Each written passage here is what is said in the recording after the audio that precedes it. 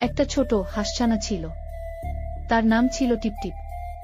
সে থাকত একটা শান্ত পুকুর পাড়ে, সবুজ ঘাসের মাঝে খেলাধুলা করত, জল ছিটিয়ে মজা করত। কিন্তু টিপটিপের মনে একটা বিশেষ ইচ্ছা ছিল। সে চেয়েছিল আকাশে উড়তে, পাখিদের মতো। কিন্তু সবাই বলতো, হাঁস তো জলেই ভালো থাকে, উড়তে পারে না। টিপটিপ মন খারাপ করত না।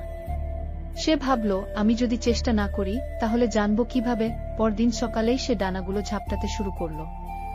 একটু উড়তে গিয়ে ধপ করে পড়ে গেল নরম ঘাসে। পাখিরা হেসে বলল, তুই তো উড়তেই পারিস না। টিপটিপ লজ্জা পেল না। সে ঠিক করল, আমি চেষ্টা চালিয়ে যাব। প্রতিদিন সকালে সে উঠে ডানাগুলো ঝাপটাত, দৌড়াতো, আবার পড়েও যেত। এইভাবে চলতে চলতে একদিন এক আশ্চর্য ঘটনা ঘটল। টিপটিপ হঠাৎ অনুভব করল, সে আর মাটিতে নেই। সে আস্তে আস্তে ভেসে উঠছে, তার চোখে আনন্দের জল, মুখে একটা হাসি। পুকুরের ধারে সবাই অবাক হয়ে তাকিয়েছিল। সবাই হাততালি দিল আর বলল, টিপটিপ পেরেছে। টিপটিপ মুচকি হেসে বলল, যদি মন থেকে চাও, অসম্ভব কিছু নেই।